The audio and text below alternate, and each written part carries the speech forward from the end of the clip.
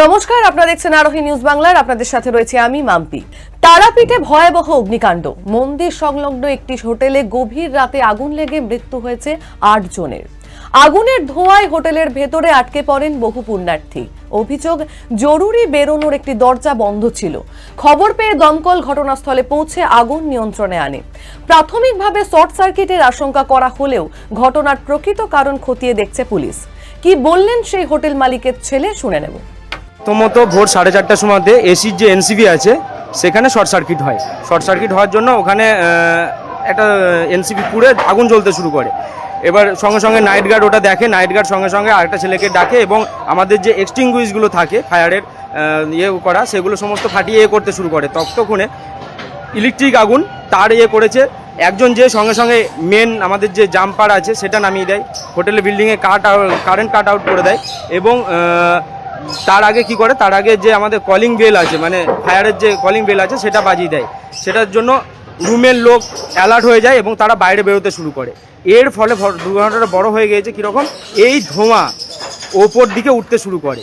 এরপরে আমাদের যে ফায়ারের পাইপ লাইন আছে সেগুলো কিছু দু একটা খোলা হয়, কিন্তু সবগুলো খুলতে পারে না, তার জল বেরোতে শুরু করে। কিন্তু ওপরে যারা ছিল তাদের দম বন্ধ হয়ে অনেকের শ্বাসকষ্ট শুরু হয়, অনেকে রুমের মধ্যে করে, অনেকের ছোট বাচ্চা আছে। পাশের হোটেল থেকে সঙ্গে সঙ্গে ফায়ারের কানেকশন নিয়ে এসে নেভানোর চেষ্টা করা হয়, কিন্তু কোনো কিছুতেই নিভছিল না। তারপরে আস্তে আস্তে নিভতে শুরু করে। ফায়ারের গাড়ি আসতেও খানিক লেট করে এবং যারা ফায়ারের এসছে তারাও ওপর যে তাদেরকে সঙ্গে সঙ্গে তাৎক্ষণিক করবে তার পর্যাপ্ত ব্যবস্থাও এদের কাছে নেই এবং করতেও করে না। আমাদের যে ডবল সিঁড়ি আছে সেই সিঁড়ি দিয়ে অনেকে নেমে এসছে, কিন্তু তার সত্ত্বেও অনেকে নামতেও পারেনি, কারণ সিঁড়ি কোন দিকে দুটো এক্সিস্টিং আছে লোকের জানা থাকে না, জানাও নেই। এবার ধুঁয়ো কালো হতে শুরু করেছে, কোন দিকে মানুষ বেরোবে এটা করে অনেকে রিসেপশন দিয়ে, মানে যেটা মেন এন্ট্রান্স প্লাস এক্সিট, সেদিকে বেরোতে শুরু করে, অনেকে তার আগুনে ঝলসে যায়। কতজন পুণ্যার্থী রয়েছে? আপাতত পুণ্যার্থী 25-30 জন পুণ্যার্থী আছে, যাত্রী আছে।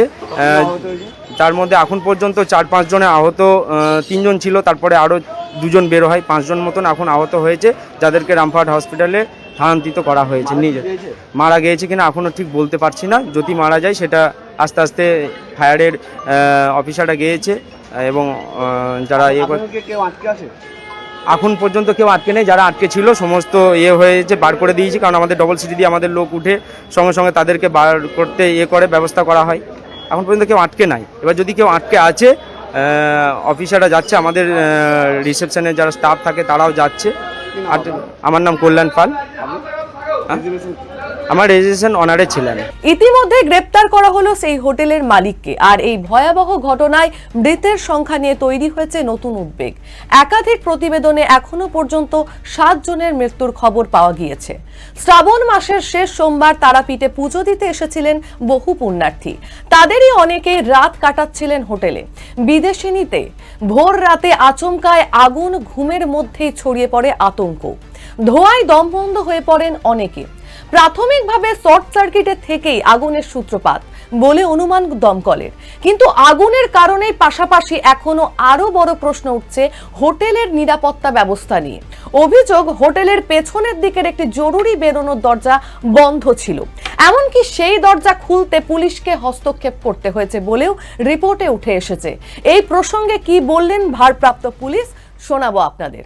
তারাপীঠে বিদেশনি লজ করে একটা লজ আছে, ওখানে সকালবেলা একটা আগুনের ইনসিডেন্ট হয়েছিল। ওখান থেকে মোট 11 জনকে পুলিশ, দমকল और বাকি লোকের সহযোগিতা উদ্ধার করে রামপুরহাট কলেজ পাঠিয়েছে, মেডিকেল হসপিটাল পাঠিয়েছে। এখান থেকে একজনকে ট্রিটমেন্ট করে ডিসচার্জ করেছে আর একজন পেশেন্টকে হসপিটাল থেকে অন্য হসপিটালে শিফট করা হয়েছে, উনিও সুস্থ আছেন। বাকি আর 2 জন চিকিৎসাধীন আছেন এন্ড 7 জনকে হসপিটাল কনফার্ম ডেথ ঘোষিত করেছে। আইডেন্টিটি এন্ড বাড়ি কোথায় আছে সেটা আমরা খোঁজ নিচ্ছি। শুধু তাই নয়, ফায়ার অ্যালার্ম কাজ করছিল কিনা, জরুরি বহির্গমন ব্যবস্থা যথাযথ ছিল কিনা, সিঁড়ির জানলা কেন বন্ধ ছিল, এসব প্রশ্নও এখন তদন্তের কেন্দ্রে। কারণ আগুনের পাশাপাশি ঘন ধোঁয়ায় অনেকের মৃত্যুর কারণ হয়ে থাকতে পারে। তাহলে কি আরো আগে নিরাপদে বেরিয়ে যেতে পারতেন হোটেলের আবাসিকরা? জরুরি দরজা যদি সত্যিই বন্ধ থেকে থাকে তাহলে কেন, কার গাফিলতিতে এই পরিস্থিতি তৈরি হলো? এই সমস্ত প্রশ্নের উত্তর খুঁজতেই তদন্তে নেমেছে পুলিশ। আর সেই তদন্তের মাঝেই হোটেলে মালিককে গ্রেপ্তারি এই ঘটনায় নতুন মাত্রা যোগ করলো। এখন নজর তদন্তের দিকে। দুর্ঘটনা নাকি নিরাপত্তায় বড়সড় গাফিলতি, উত্তর খুঁজছে পুলিশ। আরও আপডেট পেতে চোখ রাখুন আরোহী নিউজ বাংলার পর্দায়। সত্যের সাথে, সত্যের পথে।